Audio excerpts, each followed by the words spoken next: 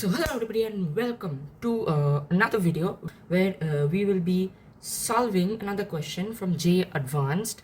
So as you know, JEE Advanced 2024 took place on 26th May.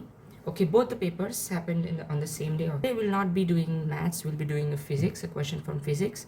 So before I start, I want to tell you this is a question from EMI and AC. In case you're wondering which chapters this question is from, so it's a combination of EMI and AC. Okay, so and let me tell you, if you are giving JEE 2025 next year, JEE Advanced 2025, then let me tell you that this is a type of question which you have to do during the exam. Okay, this is like, I will say it's a easy level question. Okay, there are very different levels of question you can find in JEE Advanced. Okay, easy, medium and hard, and I will put this in the easy level. So let me tell you, whoever is giving JEE Advanced next year, that in the exam you do find tough questions a lot,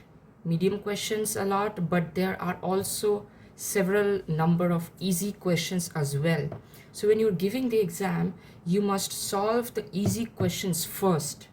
Okay, no need of doing the hard questions. Okay, you do every easy question from the paper. Okay, and attempt the medium level questions. Okay, medium level questions are also not that hard. Okay, you can do some of the questions from the medium level questions. This is a question that actually belongs to the match the following category. Okay, I obviously haven't given the match the following columns. Obviously my job is to find the value of these four variables. Now if you find the values correctly, obviously then you will get the correct option, right?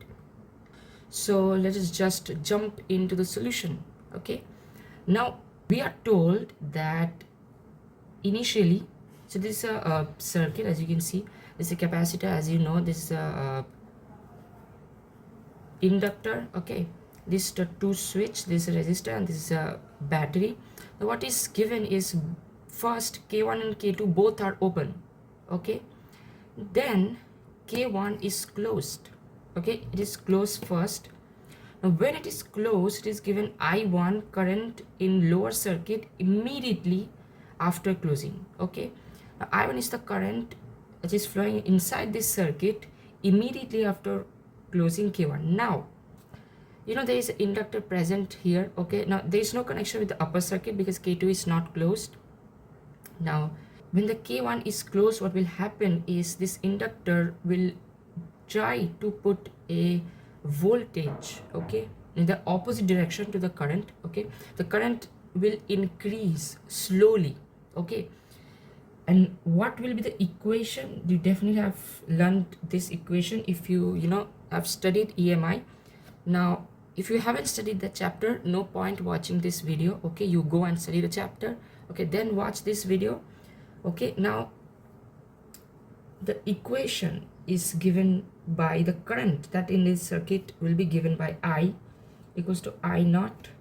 Okay, 1 minus e to the power minus t by tau. Okay, I hope you know this equation. Now what is tau? Tau is obviously RC, right? And t is basically time. This is the equation that gives the value of I, current in the circuit, with the inductor at any point in time. Okay, so now it is given immediately after closing. So obviously time is almost 0. So when time is almost 0, you can see this entire value goes to 0, and e to the power 0 is 1. Okay, so 1 minus 1 becomes 0. So I equals to I1 equals to 0. So we have found the value of I1. So this is like the easiest thing that you can see in this question, easiest one. Okay, and but the question is not finished yet. Okay, so we have to find the value of these three as well. Now I2 is given. I2 is the current after long time. Okay, so in the same circuit I2 has been asked. Okay, but after a long time. So basically t is infinity almost, long time means infinity, you have to consider that. When t is tending to infinity, if I show you 1 minus 1 by e to the power t by tau, when t is tending to infinity, this entire value will obviously tend to infinity, because tau is a constant which is given by this. T by tau becomes infinity. Now e to the power infinity, okay, so e to the power infinity, now e is greater than 1, it is 2.71 something, okay, so it's, if e to the power infinity, then it becomes infinity as well, and 1 by infinity is nothing but 0, okay. Now this value becomes 0, so this becomes I naught, okay, which is basically I2. Now we have to find the value of I2. Now how we are going to find it? Now after a long time, as you know, that in this circuit with the inductor, maximum current will be flowing, okay. So while finding the maximum number, obviously you have to short the inductor, just like short it like this. So what is left in the circuit is basically just a resistor and battery. Now obviously you can find that easily, becomes V by R 20 by 5 and becomes 4. So I2 is nothing but 4 amperes. We have found I2, okay, I1 and I2. Now what is given is then K2 is closed and K1 is opened, okay, simultaneously, means instantly, like instantly K1 is opened and K2 is closed. There is no time difference, okay. Now voltage in C naught, this is capacitor, is capacitance C naught 10 to the power 10 mu f, okay. The voltage in this capacitor oscillates with amplitude V naught and angular frequency omega naught. Initially it was given that the voltage in this capacitor is 0, obviously, because K2 was open. Now when K2 is closed, okay, so when t was equal to 0, if I give the voltage as V, as right is as V, so V was equal to 0, okay. Now if this is opened and this is closed, you can see this is clearly an LC circuit. Yeah, okay. I'm not even able to start my fan because it's very noisy. Okay, so what the fuck? I've written the oscillation spelling wrong. And what is happening with me? Hold on. Yeah. So yes, I actually wrote the spelling of oscillation wrong. Man. What is happening with me? Okay. So yeah, I think it's running. Yeah, okay. As you can see, this is an LC circuit. If you close K2 and open K1, is clearly an LC circuit. So in AC, in chapter alternating current, you will study about this LC oscillations. Now LC oscillations, it is not there in the board syllabus, but it's there in the JEE syllabus, okay. Now if you're in a coaching or anything, which you know, probably it's there in, you know, CBSE board. In IC you don't have LC oscillation right now, okay, but you might be having it in CBSE board. In J you definitely have it, okay. What will happen in LC oscillation is, now when, you know, this circuit was closed, okay, after time infinity, after a long time, constant current was flowing in this circuit, right, and this had the inductor was carrying an amount of energy. Now let's consider that UB, okay, which is nothing but half Li square. Half into L we are given as 25 and 10 to the power minus 3, okay, SI unit obviously, and I was given as 4 into 4 16, okay, so this becomes 8 and this becomes 200, I guess, yeah, 200, yeah, 200, so it becomes 0.2 joule, okay. Now obviously there is no current over here, so when this inductor will be not discharge, but when this inductor will start to lose energy. Now it is given actually these two are ideal, so it's no energy is lost due to heat. Okay, now this energy UB is going to reduce slowly in time. So when it will reduce, it will produce a current. It will act like a battery again. So it was charging, it was also a battery, and when it be discharging, it will also act as a battery. You cannot say discharge, actually doesn't make sense, but yeah. So it will be producing a current in this circuit. Now that current will increase the voltage here. Okay, now time will come when all the energy here will be transferred to this. Okay, and this will be having no energy, then this will be having all the energy. Then again this capacitor, obviously there is no, because this is having no energy, so it will not act as a battery as it was initially behaving as.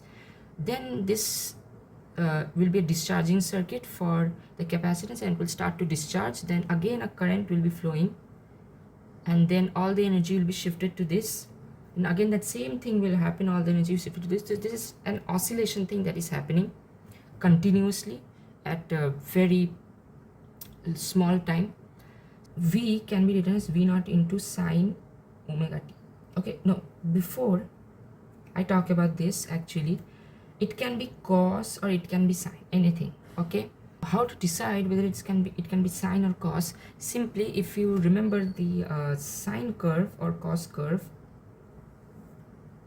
sine curve is actually, so if this is sine omega t, this becomes t, this is time, and this is sine omega t.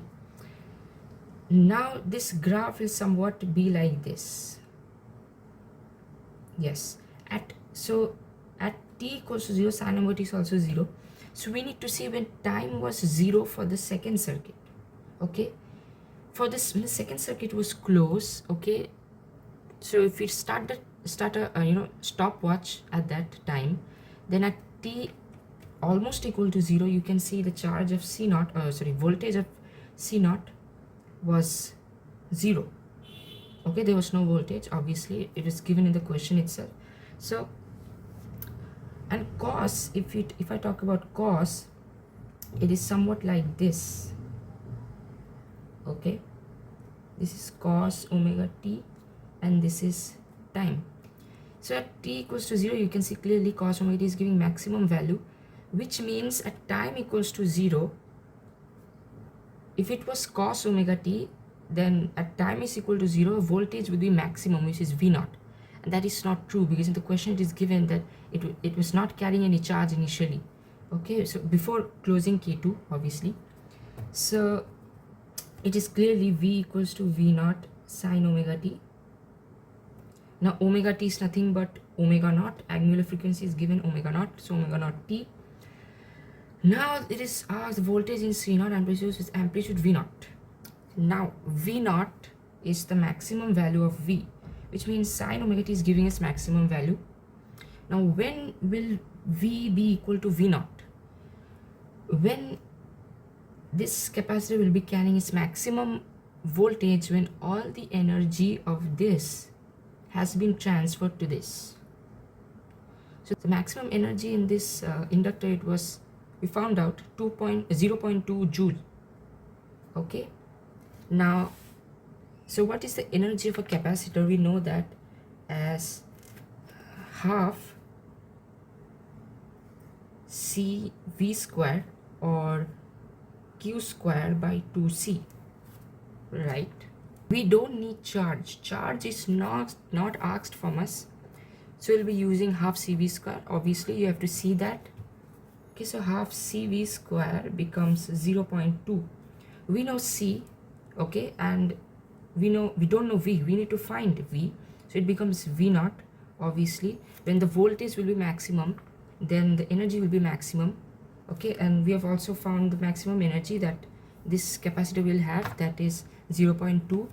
So just we need to find V naught, nothing so special.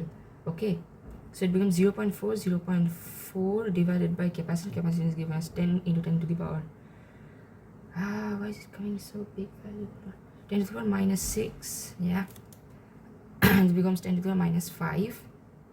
So it becomes 10 to the power, sorry, 4 10 to the power 5, so minus 5, so it becomes 5 here, and 4 10 to the power 4. So V naught is clearly 2 into 200. V naught is 200 volts.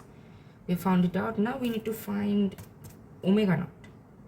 To find omega naught, we need to find omega naught. Now while finding omega naught, we need to consider the resonance portion. Okay, now if you have studied the chapter, I'm using the formula directly because I'm not be deriving the formula. You will not be having that much of time during the exam. You can derive it.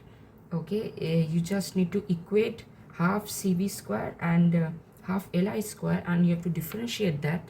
Okay, it's a long process. I won't be showing you the but there's a direct formula to find omega naught, that is omega naught equals to 1 by root LC.